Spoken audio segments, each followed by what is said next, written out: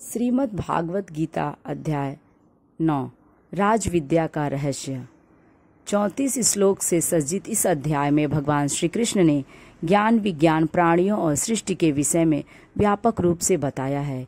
इस अध्याय में बताया गया है कि ज्ञान से संसार से मुक्ति होती है और विज्ञान से भगवान में प्रेम। संसार के सभी जीव परमात्मा पर आश्रित होते हैं, उन्हीं से प्रकट होते हैं और प्रलय आने पर उन्हीं में लीन हो जाते हैं। यह प्रकृति भगवान का ही एक अंश है जिसमें सभी प्राणी वास करते हैं। इस प्रकार प्राणी और प्रकृति दोनों भगवान से प्रकट होते हैं, उन्हीं पर आश्रित हैं और उन्हीं में लीन हो जाते हैं। भगवान श्री कृष्ण की उपासना लोग तरह तरह की क्रियाओं से प्रसाद चढ़ाकर, नृत्य द्वारा, भजन द्वारा, यज्ञ, हवन, तप, दान द्वारा करते हैं, लेकिन भगवान भाव के भूखे होते हैं। अगर शुद्ध भाव से भगवान की उपासना की जाती है तो वे जल्दी ही प्रसन्न होते हैं।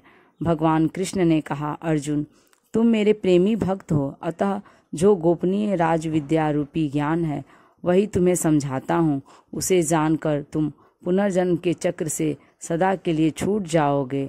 जड़ या चेतन सभी प्राण और वस्तुएं मुझ में ही समाये हुए हैं। मैं सबको पैदा करता हूँ, पालता हूँ, परंतु उनके आश्रित नहीं हूँ। जीव सभी मुझ पर आश्रित हैं, परंतु अज्ञान के कारण वे इस रहस्य को नहीं जानते।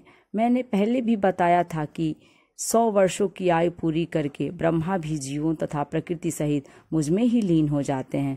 फिर मुझसे ही नया सृजन होता है। मैं सृष्टि रचना अनासक्त भाव से करता हूँ। मोह माया मुझे कभी नहीं पाती। वैदिक रीति से किया जाने वाला यज्ञ, मंत्र, औषधि, घृत, अग्नि, ओंकार सब कुछ मैं ही हूँ।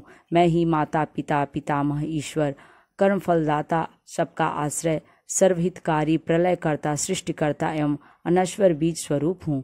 हे धनंजय, संसार के कल्याण के लिए मैं तरह तरह के रूप धारण करता रहता हूँ। सूर्य बनकर मैं ही उष्मा देता हूँ, जल को ग्रहण करता हूँ, फिर वर्षा के रूप में पृथ्वी को वापस भी देता हूँ। मुझे भक्त से कुछ लेने की कामना कतई नहीं होती। मैं उसके प्रेम तथा श्रद्धा भाव को देखता हूँ। यदि भक्त श्रद्धा पूर्वक पत्र, पुष्प, फल, जल आदि अर्पित करता है तो आनंद से ग्रहण करता हूँ और भक्त की इच्छा पूर्ण करता हूँ।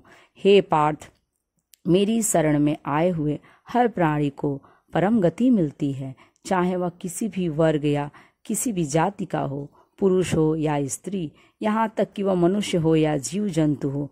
पापी भी हो तथा मेरी शरण में आ गया हो तो निश्चित रूप से संसार सागर से पार होकर मोक्ष पा जाता है। तुम मेरे भक्त बनो, मेरी शरण में सब कुछ छोड़कर आ जाओ। शरणागत होते ही मुझे प्राप्त कर लोगे। कोई भक्त जैसे ही अहंकार का त्याग करता है वह मुझ परमात्मा को पा लेता है। यदि वीडियो आपको यह अच्छी लगी तो लाइक करें और यदि मेरे चैनल पर नए हैं तो इसे सब्सक्राइब करें।